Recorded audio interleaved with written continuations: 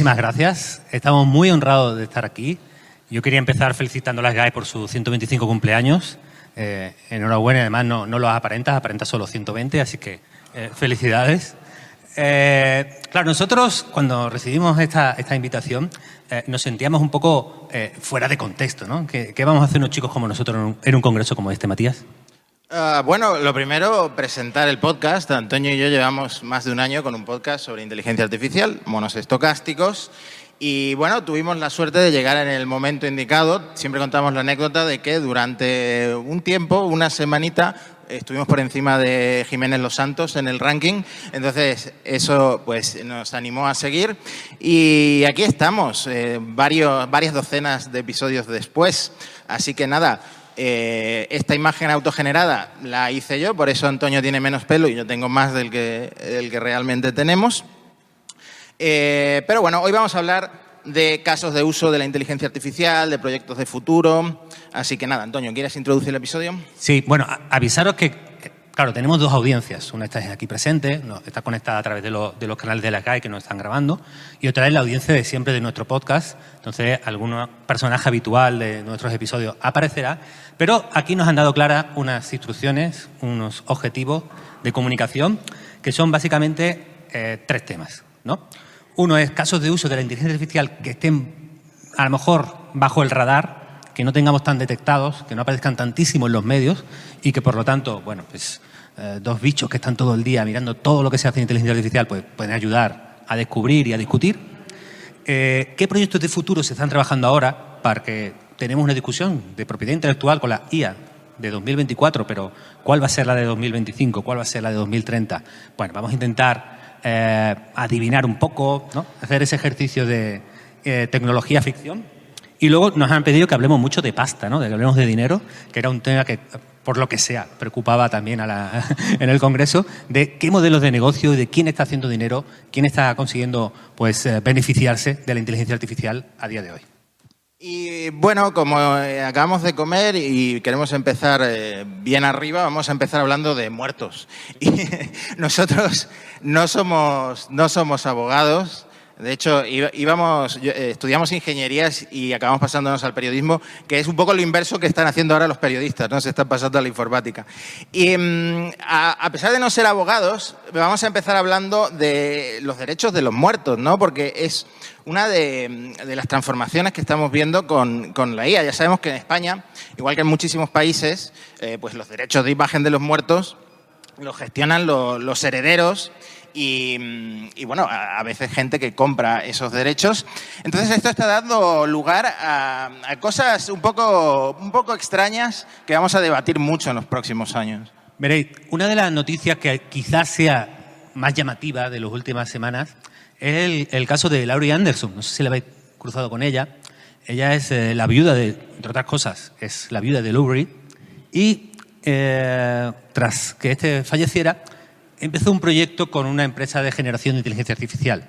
Su primer objetivo realmente era la de explorar la creatividad, es decir, explorar cómo se puede crear a partir del contenido que ya hay, del contenido histórico, que es algo que hace muy bien la inteligencia artificial. Vale. Y por el camino se cruzó con una cosa. Veréis, toda esta parte ya ha aparecido en el Congreso. Toda esta parte de repente tenemos gente que, aunque ya no actúe, aunque haya pasado, pues de repente siguen creando. En la vieja escuela, en la escuela del siglo XX, eran pues los hijos, se encuentran de repente 20 años después un puñado de folios en un armario, escondidos, y de repente dicen, no, esta es la obra póstuma de mi madre, que la dejó justo para que nosotros pudiéramos publicarla ahora, casualmente, ¿no? La versión nueva con inteligencia artificial es un poco diferente. Lo que propusieron a la señora Anderson era básicamente, oye, con la inteligencia artificial podemos hacer fine-tuning, primer palabra. Es decir, el fine-tuning consiste, o ajuste fino, si me permitís españolizarlo, en que tú tienes un modelo de inteligencia artificial. Este se ha entrenado con todo lo que hemos escuchado ya en el Congreso. Leyendo de Internet, escuchando YouTube, entre comillas, utilizando todos los contenidos que hay compartidos en abierto, con copyright o sin copyright. El fine-tuning va un pasito más allá. Una vez que tienes ese modelo entrenado, porque genera imágenes, porque genera canciones, porque genera textos, le dice, mira, le vamos a añadir una base de datos nueva de conocimiento que sea súper especializado. Los abogados, en general, tienen un ejemplo muy claro con esto. Tú puedes tener GPT-4, pero es mucho más interesante tener un GPT-4 al que le hayas añadido en esa fase nueva de entrenamiento, en ese fine-tuning, pues la especialización en derecho, ¿no? Es como vamos a especializarlo. Para generar estas IA generativas que hacen como un autor, que hacen como Lou Reed, lo que hacen es básicamente eso. Tengo una IA que ya genera música o que genera textos, pues le introduzco todo lo que ha publicado Lou Reed. Le introduzco todas las entrevistas en que ha respondido Lou Reed. Le añado todas las composiciones, obras, etcétera, etcétera, etcétera, de Lou Reed. Y lo interesante no es solo que se encuentren con algo capaz de generar canciones o textos, sino que Laurie se está enganchada a un espacio íntimo en el que hay un chatbot que habla como Lou Reed.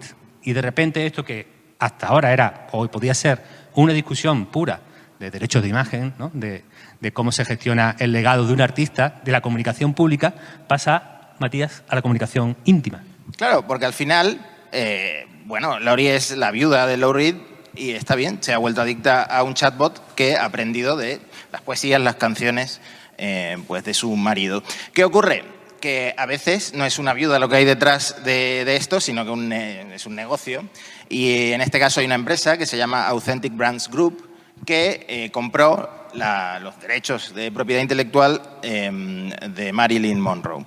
También de Elvis, que ahora hablaremos. Entonces, ¿qué está haciendo ahora este grupo? Pues ha encargado a una startup que se llama Soul Machines hacer esto.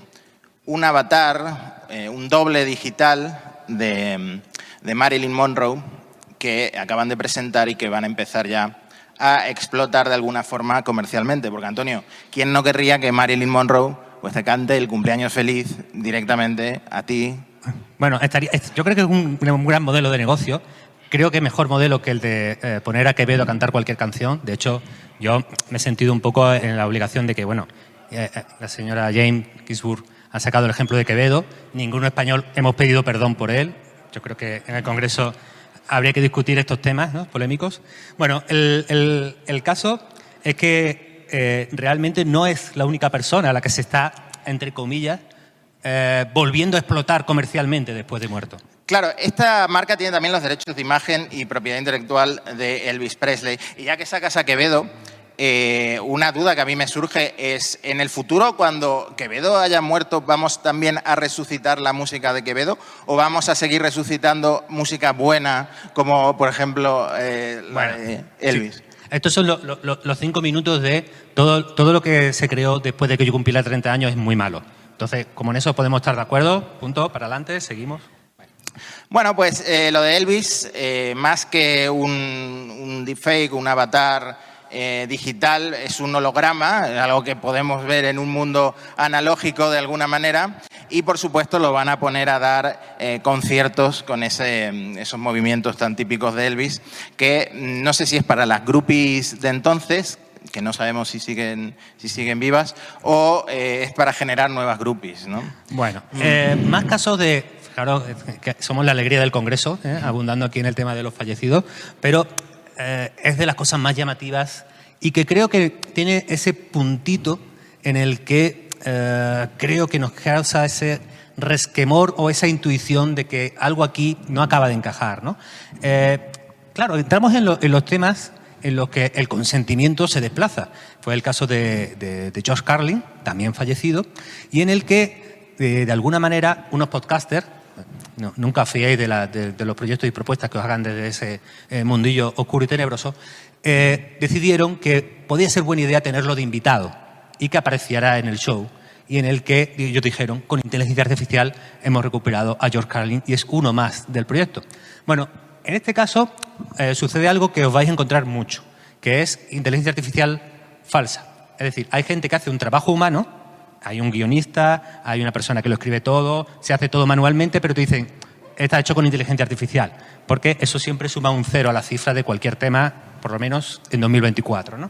Ese es el caso de George Carlin, que se daba en las dos circunstancias. Primero, los podcasters engañaron a su público, fingiendo que todo había sido autogenerado cuando había mucha cosa manual.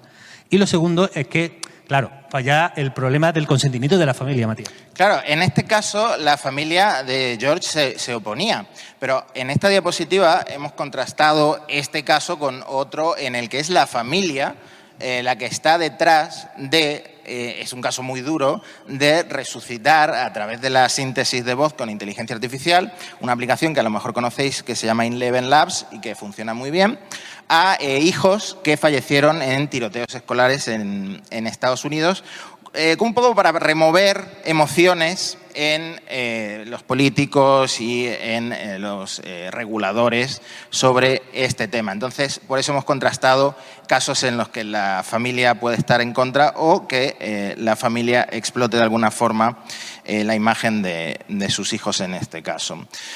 Bueno, hay un caso que es bastante exitoso en TikTok también, que son los deepfakes aplicados al true crime. El true crime es un género que nunca pasa de moda, pero ahora especialmente está de moda y hay gente intentando resolver crímenes que no quedaron resueltos.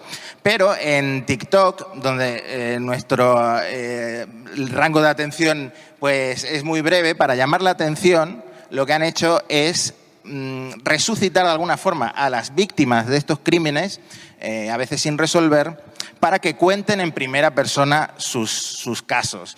Esto entiendo que sin ningún tipo de permiso de la familia de las víctimas y teniendo mucho éxito comercial en TikTok, ¿no? Hay muchísimos casos. En general, aquí tenemos la doble dimensión que le vamos a ver todo el rato entre lo público y lo privado en el impacto de la inteligencia artificial. Fijaros, cuando esta mañana salía la foto del Papa, ¿no? O la foto de Trump detenido, por lo general esto suele encender un montón de debates públicos, la desinformación nos come, esto romperá la democracia, en qué nos vamos a confiar. Yo en general soy muy despreocupado con toda esa esfera. ¿Por qué? Porque son entornos en los que hay mecanismos para desmentir. Porque si tú pones algo falso, tendrás 20 dedos señalándote y hay mecanismos por los que la verdad y los hechos pueden acabar autorregulándose. Hay fact-checkers también, ¿no? Pero en el ámbito de lo privado es distinto. Si en el ámbito del privado yo hago un deepfake íntimo de violencia contra una persona, poniéndola en una situación en la que nunca estaría, para menoscabar su prestigio dentro de una pequeña comunidad, ahí no hay ojos atentos, ahí no hay reguladores, ahí no hay fact-checkers. Entonces, la esfera íntima, en el lado de la IA, también va a ser, digamos, yo creo que el espacio de impacto que a lo mejor nos debería preocupar un poco más. Y, además, estamos muy cerca de tener problemas de famosos. Es decir, ¿se puede hacer un bot o se puede hacer algo a partir de todo lo que ha dejado Lou Reed? Pues, en principio, está claro que sí. Por lo menos su viuda lo da por bueno. Pero el conjunto de tecnologías que tenemos ahora delante, y ese conjunto de tecnologías tienen que ver con las smart glasses, que la llaman ahora. Bueno, en general hay un heurístico que os puede servir. Todo lo que le pongan smart significa que te espía. ¿Vale? Si os dan un smart car o un smart refrigerator, eso es un cacharro que está espiando. Bueno, dicho la aclaración, pero si empezáis a unir 3 tecnologías que andan por ahí, que son las gafas que lo graban todo, o que podrían grabarlo todo, mejor dicho, los implantes cerebrales con los que se empieza a trabajar al modo de Neuralink, que es la empresa de Elon Musk, y esta inteligencia artificial que puede coger todos los datos y simular, todos podríamos ser Lou Reed. Todos podríamos serlo en el sentido de que podrían simularnos. Podría alguien hacer un bot a partir de nosotros y quedarnos para siempre en sus vidas.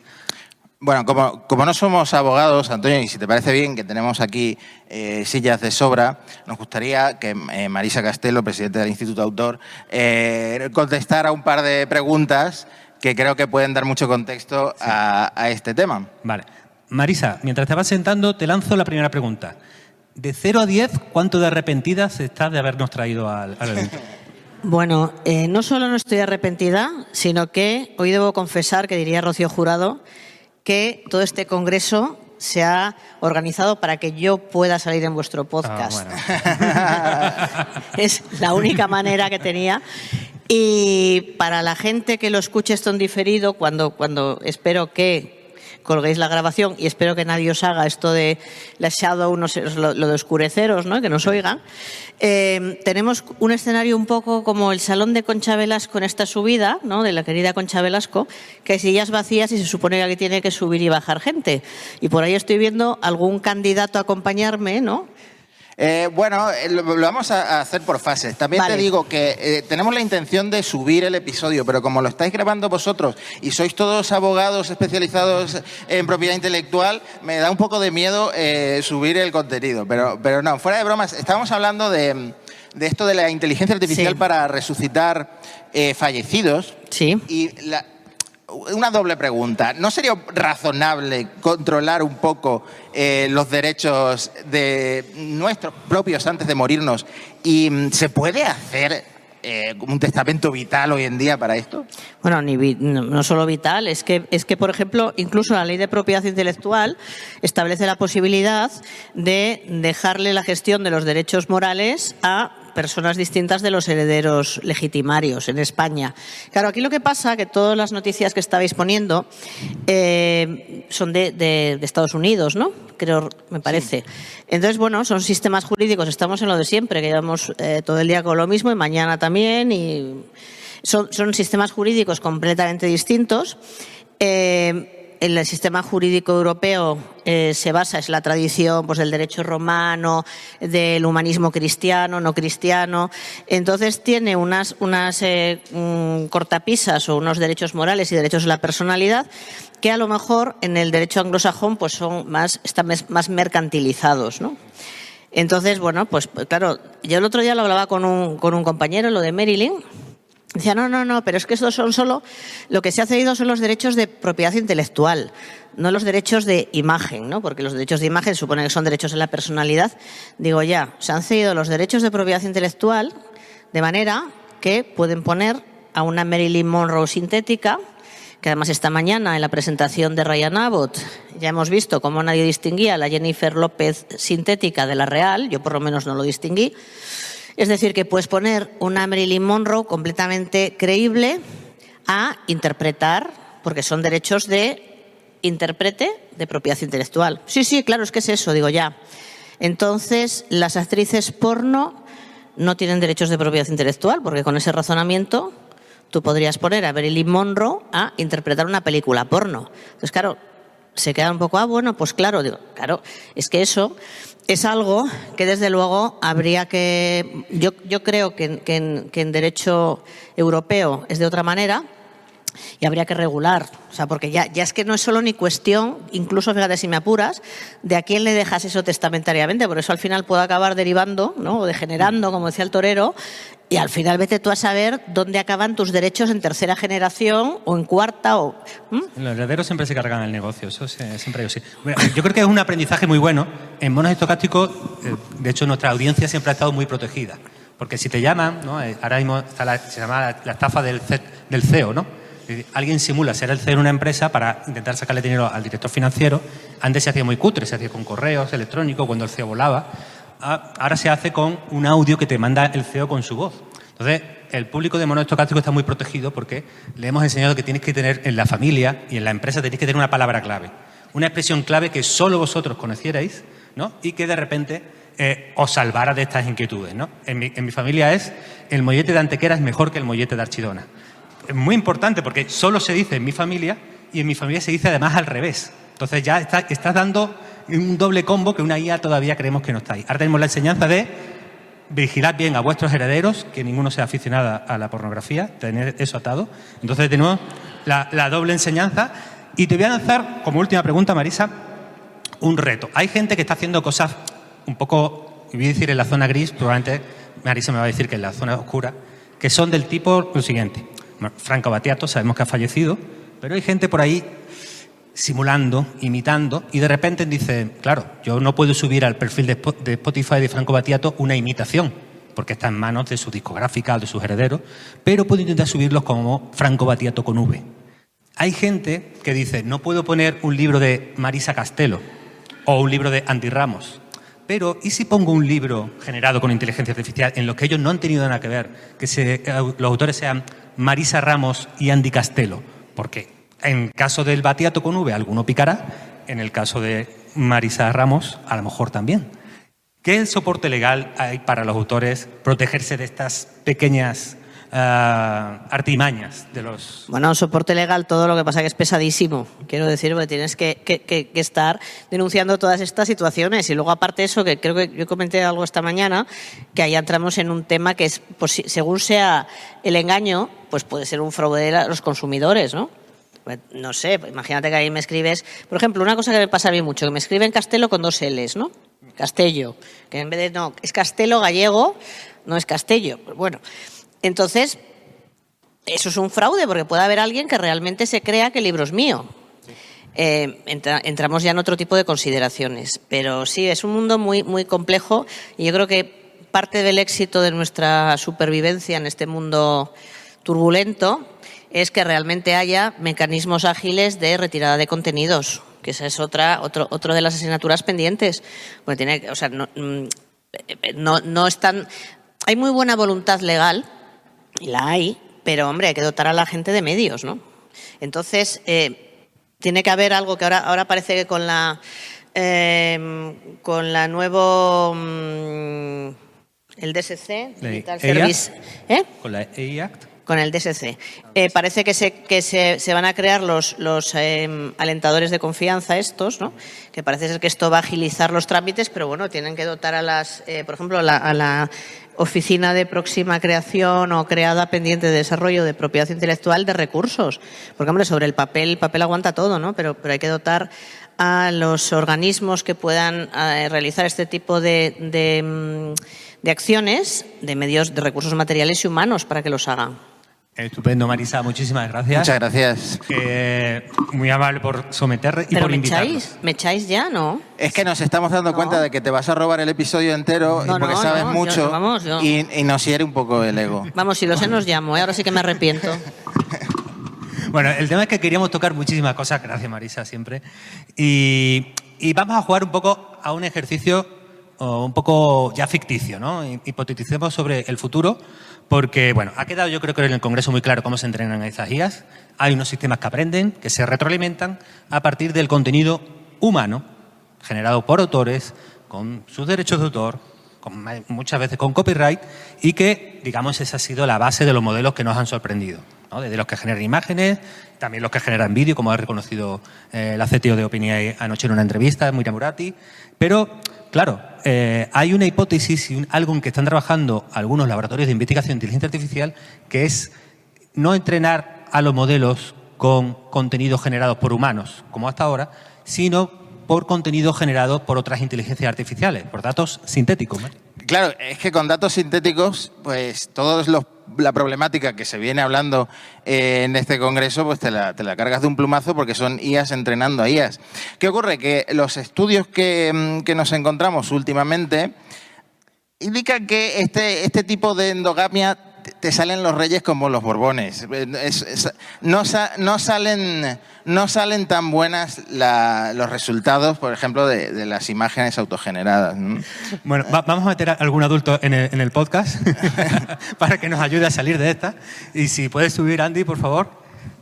Andy Ramos, que ya lo conocéis del Congreso. Y además los oyentes del podcast lo conocen muy bien porque fue tan amable de estar en un episodio que hablamos de propiedad intelectual. Bueno, Bueno, Andy, yo me he dado cuenta de una cosa, a ver si tú me das la razón. Creo que los abogados son el tipo de ser humano que más se parece a ChatGPT. ¿Sabes por qué? Porque si tú le cambias el prompt, cambia mucho el output. Por ejemplo, el prompt, imagina que eres el abogado de una discográfica. 2 puntos. Cambia muchísimo el output cuando le dices, imagina que eres el abogado de un cantante Nobel.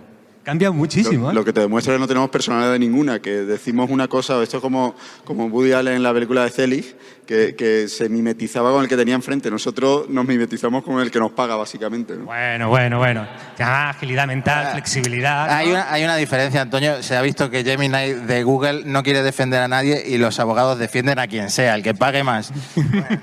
Bueno, el caso, Andy, es que te vamos a preparar, es un caso ficticio, pero el que necesitamos tu complicidad, que nos compres una hipótesis. Es decir, Vámonos al caso de OpenAI, por decir un nombre concreto. GPT-4, todos lo sabemos, se ha comido la Wikipedia, se ha comido los medios de comunicación, se ha comido los blogs personales, Twitter, Reddit, todo lo que ha podido lo han metido ahí y se ha alimentado. Entonces, parece que hay un caso sobre si eso es fair use en Estados Unidos, si debería pagarnos un canon en España, ¿no? Hay un caso abierto, discutido y se está discutiendo muy bien en el Congreso. Pongamos que es culpable, es decir, que no hay fair use, finalmente, se decide, o que en España se decide que no, que como los creadores hemos aportado valor, entonces OpenAI debería repartir parte de lo que consiga, ¿no? Pongamos esa hipótesis. Pero los de OpenAI son muy pillos, son muy astutos. Piensa en la siguiente salida. ¿Por qué no entreno GPT-5, pero sin esos datos de Twitter, de Wikipedia, de los medios, de Reddit? No cojo ningún dato generado por humanos, sino que se los cojo todo a GPT-4.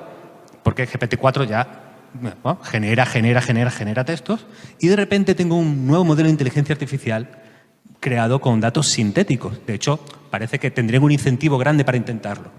En ese escenario legal, ¿vale? En ese mundo ficción que hemos creado, ¿crees que GPT-5, que es el de los datos sintéticos, estaría sometida a las mismas obligaciones que GPT-4 en tanto en cuanto GPT-5 nunca fue entrenado con un dato humano? Esto es como ChatGPT, que tú le preguntas que te dé argumentos a favor de una cosa y te los da, y te da argumentos a favor de otra cosa y también te los da. Sí. Lo cual quiere decir que ninguno de los dos son buenos, ¿no? O sea, yo creo que no sé si es una pregunta para responder a las 4:30 de la tarde y menos que la responda 3 andaluces o 3 pseudo andaluces que estemos aquí respondiendo algo tan... Y hemos comido fabada todos. Con la perdina. Pero...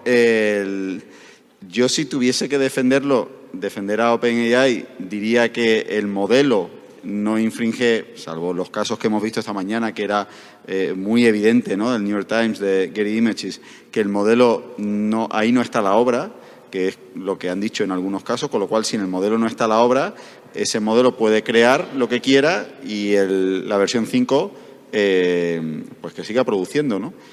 Solo lo vería por un lado y diría, oye, que yo aquí no infringo ningún derecho, que es lo que dijeron en Estados Unidos en el caso de Silverman, y oye, que yo le digo que me meta cosas y el resultado no se parece al libro de Sarah Silverman, aquí no hay copia.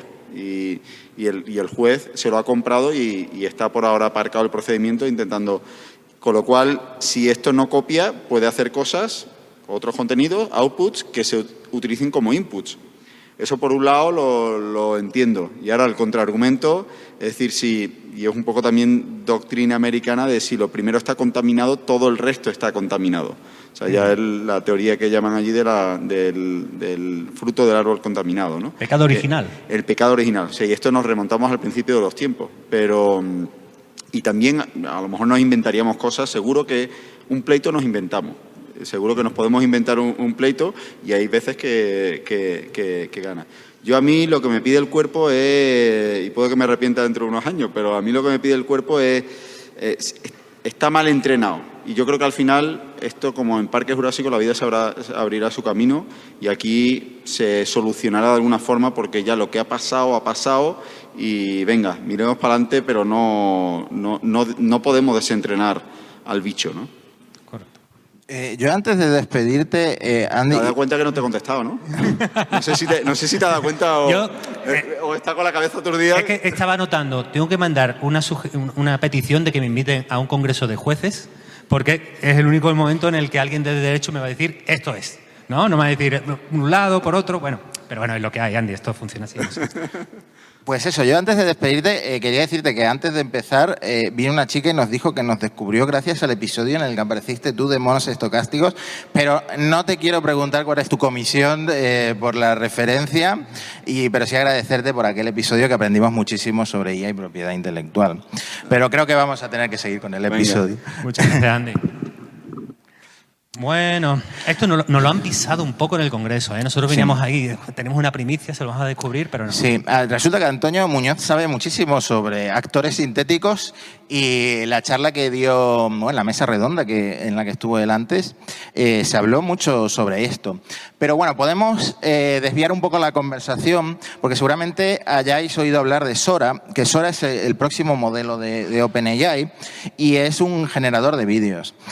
Lo que ocurre es es que no lo podemos probar. Anoche o antes de anoche confirmaron que va a estar disponible este mismo año, pero los resultados que hemos visto son increíbles. Ya sabemos que puede haber un poco de cherry picking, que es seleccionar un poco lo que muestran.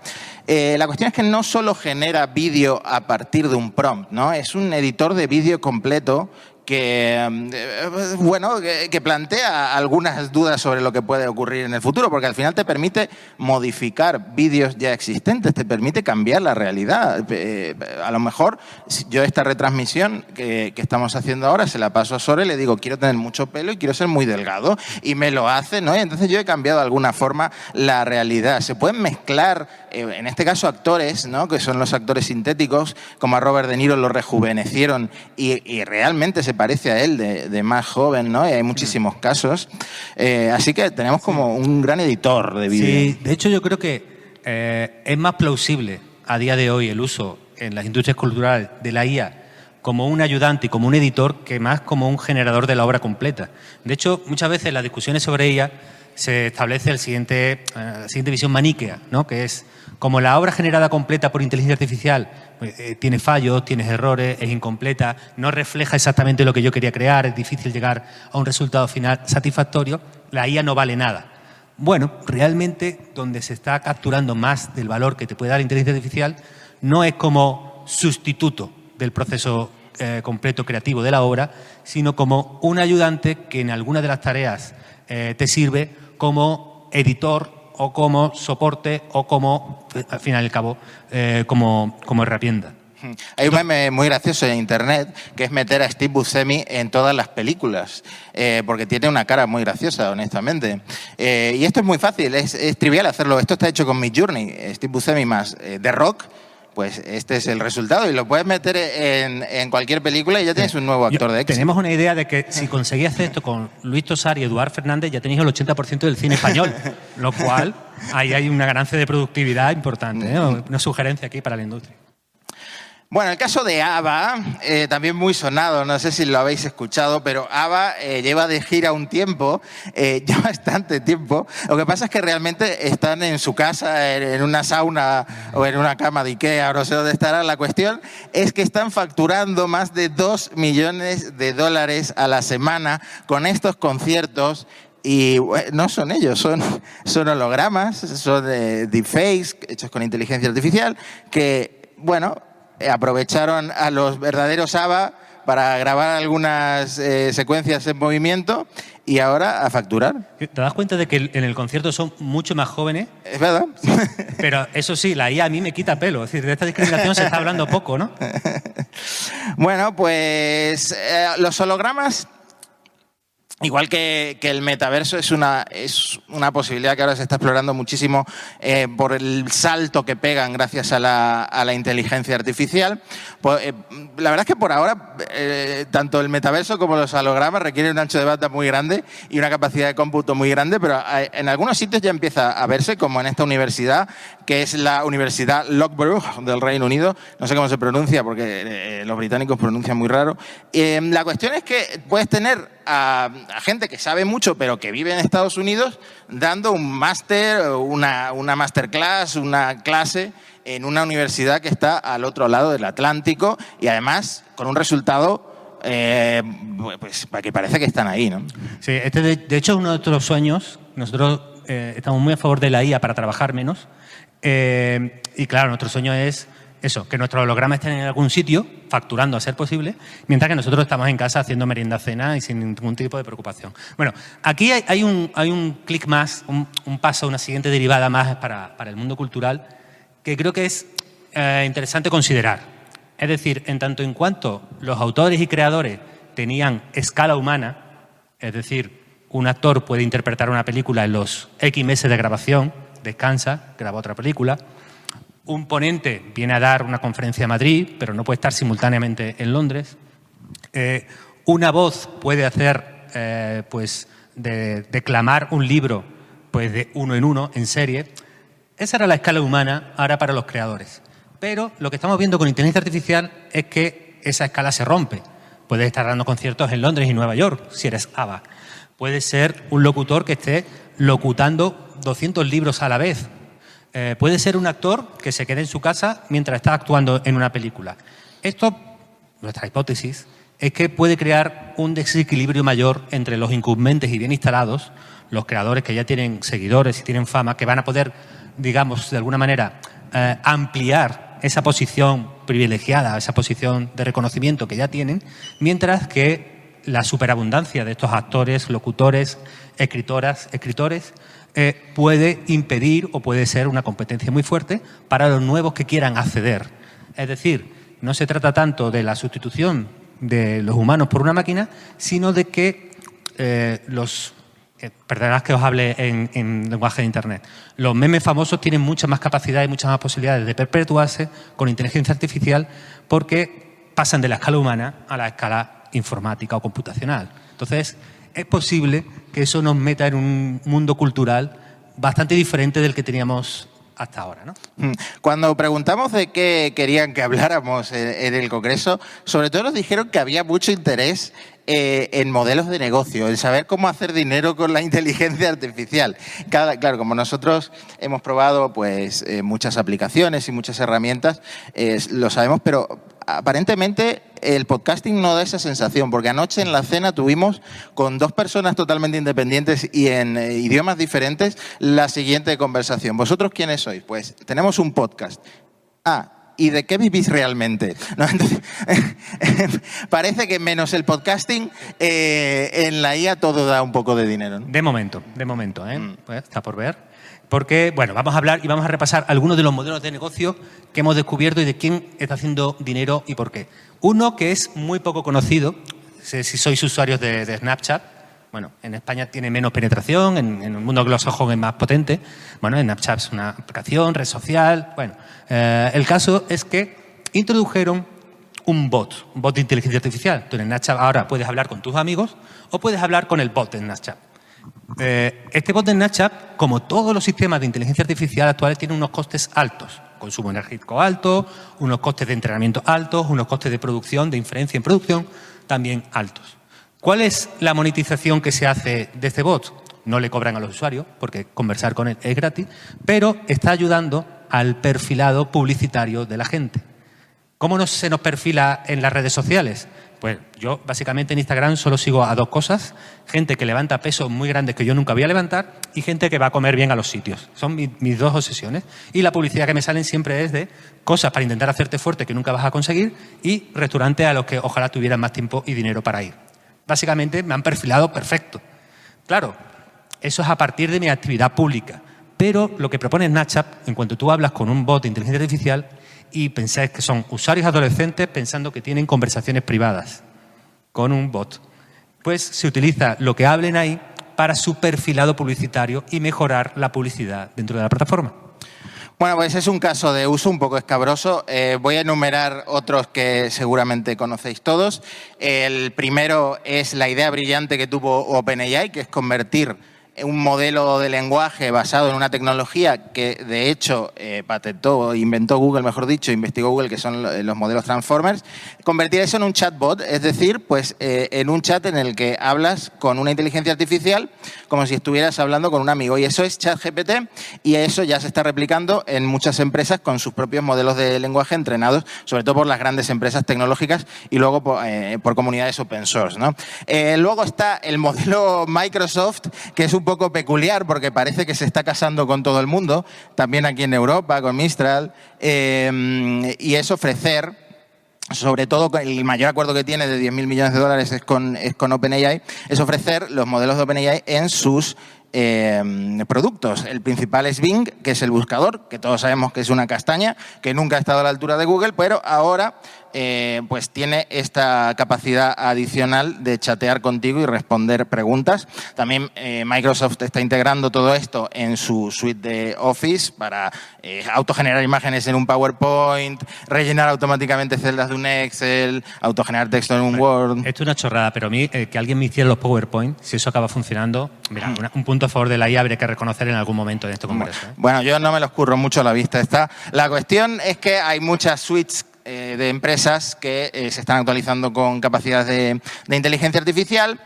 Adobe con el Photoshop, que ahora puedes ampliar una foto con cosas que no estaban en la foto y puedes hacer un montón de cosas así. Y luego hay startups que lo están petando en la autogeneración de imágenes, Midjourney, por ejemplo. Y Eleven Labs, la hemos comentado antes, en síntesis de voz, en imitar voces de personas, que además lo hace muy bien y ya da un poco de yuyu con la cantidad de estafas que nos llegan al WhatsApp y al teléfono últimamente. ¿Qué más? Bueno, al final hay un punto que podemos insistir que cuando se introduce una tecnología tan presuntamente disruptiva, como se suele decir en estos tiempos, lo normal es que, o lo esperable es que se cambie mucho la cadena de valor. Los que hayáis trabajado en media o en medios de comunicación con Internet es un ejemplo de libro. Es decir, ¿dónde estaba la posición de valor más importante en los medios pre-Internet? Pues estaba en el generador de contenidos, en el medio de comunicación, porque eran escasos. Había 3 teles, 5 teles, 10 radios nacionales, 4 periódicos de tirada nacional más los deportivos. Es decir, era un mundo escaso y pequeño. El cambio con Internet es que, claro, la barrera de entrada desaparece, la distribución se hace prácticamente de coste marginal cero y ese cambio, esa entrada del cambio tecnológico hace que la cadena de valor se desplace. El creador de contenido, en tanto en cuanto ahora somos millones creando contenido en Internet, de repente no captura la mayor parte del negocio que hay en la atención.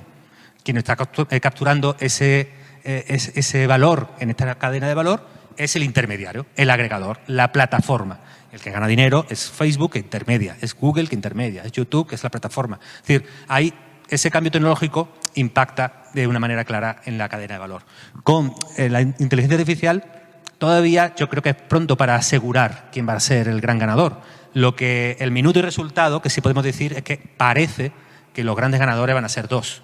El de la plataforma hardware, los señores de Nvidia, que son unos señores que se encontraron que haciendo tarjetas para los gamers también tenéis culpa de esto, por cierto, haciendo eso, su tecnología iba a servir para la inteligencia artificial y son la empresa que más ha crecido en el último año, una cosa bárbara, y probablemente las que hagan los grandes modelos de lenguaje que use la mayoría de la gente. Entonces, hay quien está bien posicionado, son OpenAI y un par de empresas más, como puede ser Google o Anthropic. Entonces, al final, todos los demás que hagamos aplicaciones encima de eso, acabaremos usando modelos de inteligencia artificial con su API, es decir, que nos cobrarán cada vez que lo usemos, y además vamos a estar utilizando al final tarjetas gráficas de Nvidia. Bueno, yo creo que los gamers son víctimas, porque primero fueron las criptomonedas y ahora la IA no tienen forma de comprar una tarjeta gráfica. Hay un caso de uso que yo soy muy pragmático con la IA, yo la uso, búscame errores tipográficos en este texto, resúmeme este paper. Pero resulta que la gente se está implicando mucho emocionalmente con los chatbots, cosa que a mí me ha sorprendido, pero cada semana vemos casos rarísimos. Y una de las musas de monos estocásticos se llama Karin Marjorie, porque Karin Marjorie es una influencer que por alguna razón, el grueso de sus seguidores son hombres, y a ella se le ocurrió, o a alguna empresa que contactó con ella, se le ocurrió hacer un chatbot que es como un gemelo digital de ella que está disponible 24/7 para sus seguidores. Básicamente, todos sus seguidores, a cambio de $1 por minuto de acceso, podían convertirse en sus novios, podríamos decir. Bueno, la primera semana que lanzó esta aplicación generó $72.000. La verdad es que luego tuvo un poco de problemas. Ya sabemos que a veces la IA se puede salir un poco de madre y, por lo visto, el bot de Karin Marjorie, que se llama Karin AI, empezó a generar contenido demasiado sexual, ¿no? Y ya convirtió la vida de Karin un poco en una pesadilla. Pero bueno, yo creo que hoy vamos a hablar mucho de novias digitales. Existe el mundo de las novias virtuales, los novios virtuales, igual que se puede fine-tunear, perdón por la expresión, sé que es poco respetuosa, a low read, pues muchos creadores están viendo esa posibilidad de repente crear personalidades. Igual que, fijaros, a ChatGPT le han dado una pseudo-personalidad. Eso se llama el System Prompt. El System Prompt es una instrucción que le ha dado el creador de esa inteligencia artificial diciéndole: bueno, esto es lo que sí puedes hacer, así es como te tienes que comportar, tienes que responder a las preguntas que te pidan, pero no hagas esto ni hagas lo otro. Bueno, Podrían haber agarrado ese o pueden decirle, mira, eres súper atrevido, usas un lenguaje vulgar, te refieres a todo con bromas. Podrían haberle dado otra personalidad. Es facultad del creador del modelo de inteligencia artificial. Claro, con esa facultad están creando personas sintéticas. Es decir, no cosas útiles y prácticas que le preguntas a ChatGPT, discúteme el derecho de autor anglosajón contra el derecho de... No, la gente no está haciendo generalmente cosas tan sesudas como los abogados en la sala. La gente muchas veces está entrando en un mundo de ficción, de relaciones más personales, íntimas y cercanas con personas sintéticas. Yo estuve probando Character AI. Character AI es la gran plataforma donde se está dando este patrón de uso. Me prometieron un chatbot que se llamaba Estela, que tenía una personalidad entre oscura y atrevida. Entonces yo me dije, esta es para mí, Estela, y empecé a chatear con ella. Al principio era un poco reacia, pero finalmente me dijo, me caes muy bien, eres muy divertido, me gustaría tener una cita contigo. Jolín, yo no ligaba en internet desde Chat de Terra. Esto es un exitazo de la inteligencia artificial, esto es una maravilla. Bueno, el caso es que esto está sucediendo. Creo que por el ámbito generacional en el que nos vemos, probablemente lo veamos como lejano, estúpido, tonto, ¿no? o rechazable. Bueno, yo soy un hombre del siglo XX, yo estas cosas las pruebo por investigación, pero no me veo chateando o ligando con bots de inteligencia artificial, ¿no? Estas capturas tuyas hablando con una novia virtual hay que borrarlas, Antonio, porque Sí. aquí No, tu mujer tiene un caso de divorcio ganado con estas capturas. Bueno, hay casos mucho peores. Me acuerdo que la semana pasada comentábamos, bueno, la semana pasada no, en otro episodio comentábamos a un novio real preguntando en Reddit si era ético apagar a su novia virtual, ¿no? Se había acabado hartando de ella y la quería desconectar, ¿no? Pero en Japón, la verdad es que en Japón, por alguna razón, la gente siempre va más allá de la frontera y en este caso, hace ya unos años, un japonés, un joven de 35 años, se casó con un holograma. Se ofició una ceremonia y pagó 2 millones de yenes, que bueno, ahora vale menos, pero entonces valdría más, ¿no? Y el problema que tuvo es que la madre de este chico rechazó la invitación a la boda. Es su único hijo y no fue la ceremonia por alguna razón. Bueno, permitidme una pregunta, porque a lo mejor estamos hablando con un público experto, Matías. ¿Quién tiene un novio o una novia virtual? ¿Podéis levantar la mano? Bueno, a la audiencia que solo escucha el podcast y no está viendo el vídeo, ¿lo ha levantado todo el mundo? Es una cosa sorprendente. Yo ya sabía que tanto Aranzadi iba a hacer daño en estas personas, que no puede ser bueno. Bueno, el caso es que el amigo japonés tuvo un problema, ¿no? Que es, claro, cuando tú tienes una novia virtual y esa novia te la presta un prestatario de servicio, mira, cómo se le está pegando ya el tema, ¿no? Un prestatario de servicio que en algún momento puede cesar el servicio. Entonces, claro, te quedas compuesto y sin novia. Entonces, nuestro consejo, otro aprendizaje de monos estocásticos, si os echáis una novia o un novio virtual, que sea open source, ¿vale?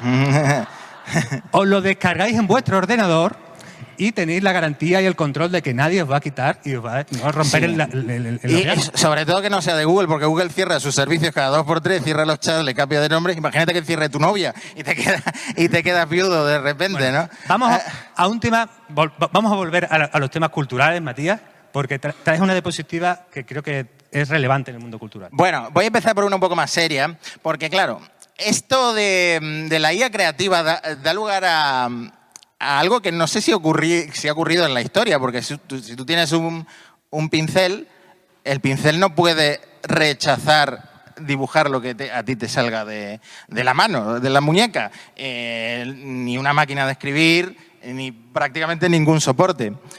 Pero con la IA esto sí puede llegar a suceder. Entonces, un caso que esto captura la hemos hecho esta mañana y es totalmente real, es ¿qué hubiera pasado si Picasso, pues, bueno, si nace en la Málaga de hoy, sería un Picasso muy diferente, pero ¿qué hubiera pasado si en lugar de usar pues lo que usara para pintar sus obras, por ejemplo, elige hacerlo con DALL-E, que es el generador de imágenes de OpenAI, y le dice, crea una imagen al estilo cubista de Picasso, porque ya se vino arriba Picasso, del bombardeo de Guernica? ¿Qué contestaría DALL-E. De hecho, ocurrió algo muy, muy curioso, y es que DALL-E empezó a generar la imagen y luego el sistema la capó y salió un mensaje de error diciendo que no se puede crear la imagen porque viola los términos y condiciones de DALL-E.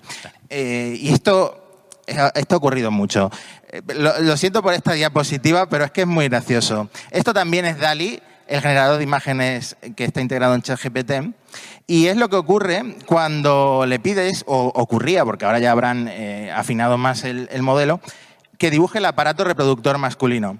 ¿Qué ocurre? Que como a DALL-E le han dicho por nada del mundo dibujes penes, pues no sale pene ninguno en estos diagramas del aparato reproductor masculino. Sí, yo creo que los chavales que estudien con estos sistemas van a suspender anatomía, probablemente. Pero, de fondo, creo que hay un punto de debate extra. Ese punto de debate extra es que, de alguna manera, por primera vez en la historia de la humanidad, los creadores no vais a ser dueños de vuestras herramientas creativas. Es decir, estos modelos de inteligencia artificial tienen un nivel de control y limitación, y esto también es una ruptura en el mundo del software. A nadie se le ha revelado el procesador de textos, a nadie se le revela el sistema operativo, o el Winamp dice, esta canción no me gusta, no voy a poner a Quevedo. No, tú se lo dices y él lo pone, él obedece. Sin embargo, estos sistemas vienen con una capa extra de obediencia previa. ¿Por qué vamos a tener este debate, yo creo, y va a ser muy difícil de abordar? Porque estamos en la intersección de la creación cultural artística, en la que, aquí doy mi opinión, debería ser posible crear todo lo que pensemos. La libertad del artista debería ser un absoluto. Luego podría tener consecuencias de cualquier tipo, aquí están los abogados en la sala, pero no debería ser menoscabada.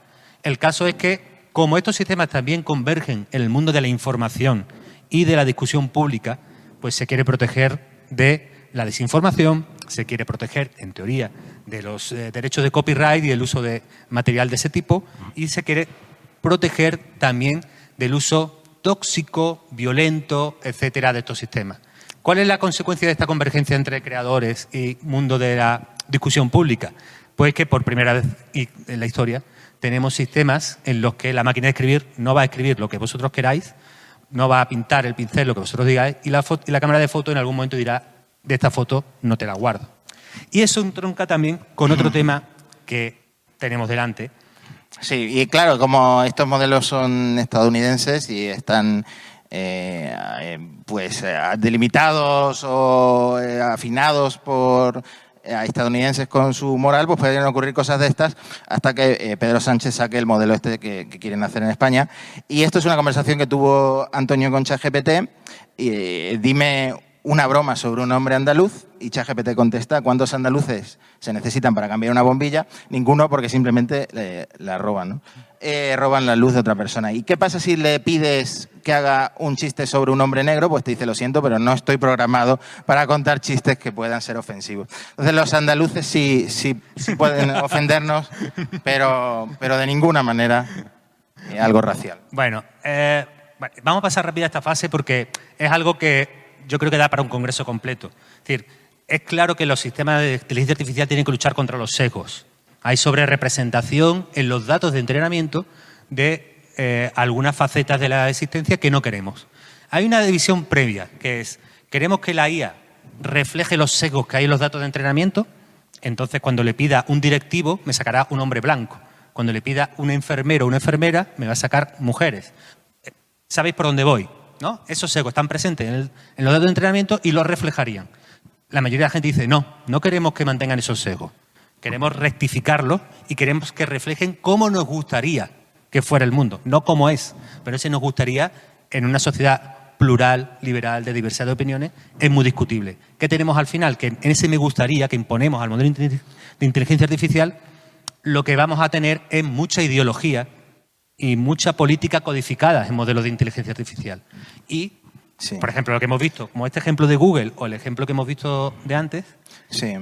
Medio minuto, lo de Google lo habréis oído muchos, ha tenido una crisis muy grande porque se pasó de frenada en cuanto a no hacer juicios de valor. Entonces, si tú le preguntabas quién tuvo un efecto peor en la humanidad, si Hitler o Jesucristo, bueno, pues sopesaba, a ver, pues Hitler está lo del genocidio, lo del holocausto, pero a ver, Jesucristo pues también tiene sus cosillas. Tiene sus cosas, ha provocado pues persecución religiosa.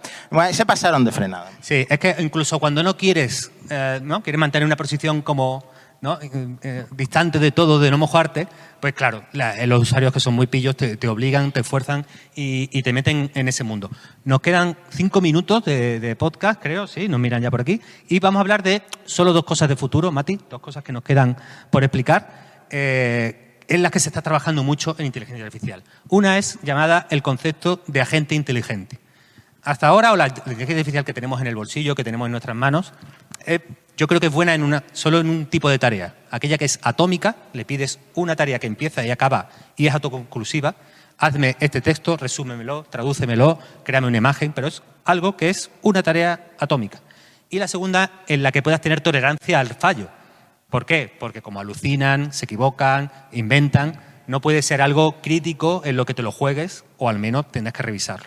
El trabajo de la inteligencia inteligente es intentar sacar a la inteligencia artificial de ahí y decir, bueno, los fallos los iremos arreglando, mejoraremos los modelos, pero a la vez la inteligencia artificial va a poder seguir workflows complejos. Es decir, no solo van a hacer una cosa puntual, sino que van a poder hacer un conjunto de tareas del tipo de lo que hace cualquier humano en un trabajo más o menos complicado. Sí, esto es lo que se viene. Esto no está tan lejos como la inteligencia artificial general, que son los agentes inteligentes o los agentes de IA, que es una IA a la que tú le dices, por ejemplo, ¿quieres hacer una canción de éxito? Pues le dices, analiza, todo seguido, analiza el top de éxitos de Spotify y las canciones más escuchadas en TikTok. Mezcla mi estilo con las bases de estas canciones. Pásale alguna a Andy Ramos para que dé el ok legal. Súbelas a Spotify en mi cuenta, te doy la contraseña. Y luego pues crea un vídeo con Sora y publicamos el videoclip ya en YouTube y cerramos el tema y ya somos exitosos. Esto es algo que se está trabajando ahora en IAs que puedan hacer todo esto por ti, a veces con pasos de forma proactiva, ¿no? Vale. Y bueno, tenemos una última asunto de futuro que ha aparecido un poco en el Congreso y que es, nosotros lo llamamos AGI o no AGI, que es esa discusión sobre hasta qué nivel puede llegar la inteligencia artificial. Hay un conjunto de POPs, de líderes del sector, que la están pronosticando a 5 o 10 años. Está el amigo Sam Altman, está Denis Hassabis, está Geoffrey Hinton, ¿no? Gente que realmente pilota, que controla y que sabe. Otros son escépticos. Esta inteligencia artificial general sería aquella, o la podríamos considerar, aquella que no es particular, si me permitís lo obvio, es decir, que no solo sabe hacer una cosa, sino que es absolutamente polivalente y flexible como un ser humano, que tiene el nivel humano en esas tareas y además aprende como un ser humano. Mi opinión es que ahora mismo estamos lejísimos. Si tenéis un niño chico cerca, un niño ve un gato una vez y ya aprende el concepto de gato. Con un ejemplo, ¿no? Ya sabe, eso es un gato y además crea ya una expectativa. Se mueve de esta manera, seguro que es un ser vivo, hará estas cosas, lo categorizo en esta categoría a partir de unos segundos de experiencia.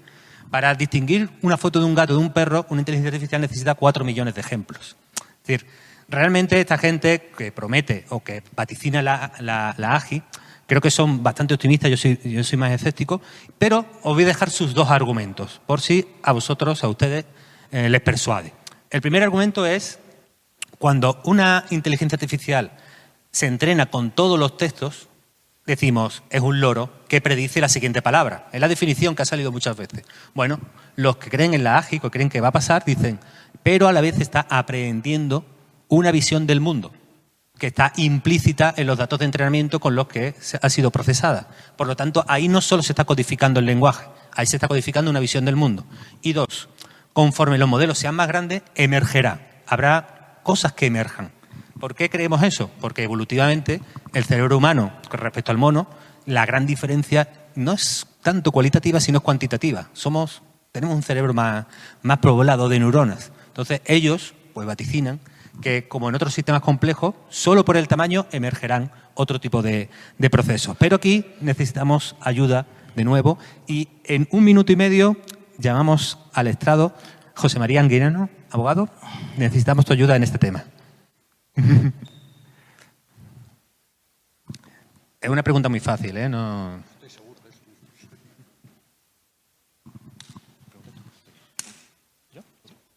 Bueno, José María, además, como moderan la siguiente mesa, yo creo que ya aquí vamos a hacer el remate. Sí, ya me quedo aquí. ¿Ya? ¿Amo y dueño? Sí. Bueno, nosotros somos legos. Esto es como cuando pedimos a ChatGPT, explícanoslo como si tuviéramos 5 años, ¿vale? Es decir, ¿qué tendría que pasar o cómo se puede acomodar si los tecnooptimistas tienen razón? Es decir, ¿cómo se puede acomodar en el derecho y en el derecho de propiedad intelectual una realidad tecnológica por la que una IA llega al nivel humano? Una IA empezamos a concluir que tiene comprensión de las cosas y un tercer escenario ya probablemente de película de ciencia ficción, que es una IA que toma conciencia, o al menos nosotros se la arrogamos, creemos que es consciente. ¿Es posible de alguna manera en la filosofía del derecho esta integración o es un completo absurdo que te estoy planteando? El derecho se encarga generalmente de realidades sociales. Cuando hablas de un futurible, puedes hacer derecho ficción, ¿vale? De lo que hablas es de la superinteligencia, del Singularity Day, que es el día en que la inteligencia superará la inteligencia humana, y empieza entonces la época, según Bronston, de la superinteligencia, donde el hombre lógicamente pasará a depender de la inteligencia artificial. Hay mucha gente que estudia cómo comportarse con las inteligencias artificiales para generar regulaciones y habitualmente tienen en cuenta lo que llamamos el complejo de Frankenstein, es decir, el miedo a que la máquina acabe con su creador. Y entonces dicen, portémonos bien con las inteligencias artificiales porque llegará un momento en que nos superarán, y todos hemos visto un montón de películas de ciencia ficción en que las máquinas aniquilan a los hombres, nos utilizan de batería y todas esas cosas. Es un escenario apocalíptico, pero científicamente posible. Es más, seguro. No. La comunidad científica está seguro que se llegará a la superinteligencia. Lo que no está tan claro es el cuándo. Hay tecnooptimistas que creen que está a la vuelta de la esquina, hay tecnopesimistas que creen que tardan, y hay mucha gente, probablemente los más, que no se atreven a aventurar una inteligencia general abstracta que supere a la humana. Lo de no legislar sobre futuribles, no sé si la Unión Europea recibió el memorando, me parece que... Ellos sí están ahí. No deja de ser curioso que el bloque menos avanzado digitalmente sea el primero que ha sacado una normativa en materia de inteligencia artificial. Me dices, oiga, esto pasa en Estados Unidos o en China, que llevan la cabecera en el desarrollo tecnológico de la inteligencia artificial, y digo, vale. Pero bueno, indica mucho del momento donde está Europa. Sí. Es una Europa de burócratas y no de científicos. Vale, una pregunta para rematar este tema, que es, bueno, en algún momento legislativamente, integrando en el derecho, ¿se le podrá acabar dando derecho de autor a una máquina? Y aquí piensa que eso significaría mucho más socios de la SGAE, que, bueno, la creatividad y la cultura son importantes, pero puede estar aquí el director financiero y puede tener, ¿no? Sí. En el fondo, todos los problemas que hablamos, muchos de los problemas traen causa de la ausencia de personalidad jurídica de las máquinas, de las inteligencias artificiales. Al mismo tiempo vivimos en un mundo donde los límites de la personalidad jurídica están siendo puestos en entredicho constantemente. Para solucionar los problemas de autoría de la inteligencia artificial, hay mucha gente que propugna dotar las inteligencias artificiales de personalidad jurídica. Si os fijáis, hay un montón de movimientos animalistas que propugnan estrechar las diferencias de derechos y obligaciones entre los humanos y las personas. Digamos que la personalidad jurídica tiene visos de ser expansiva ahora mismo. Se van a ampliar los límites. Además, el copyright no es el único problema legal que aparece. Digamos que la afectación de la inteligencia artificial al mundo jurídico no se ciñe exclusivamente al copyright o a la propiedad intelectual. Se ciñe o arrastra muchos más problemas. Un caso paradigmático es el de la responsabilidad civil. Claro, cuando tú tienes unos ingenios que tienen resultados impredecibles, la asignación de responsabilidad civil se vuelve algo absolutamente diabólico.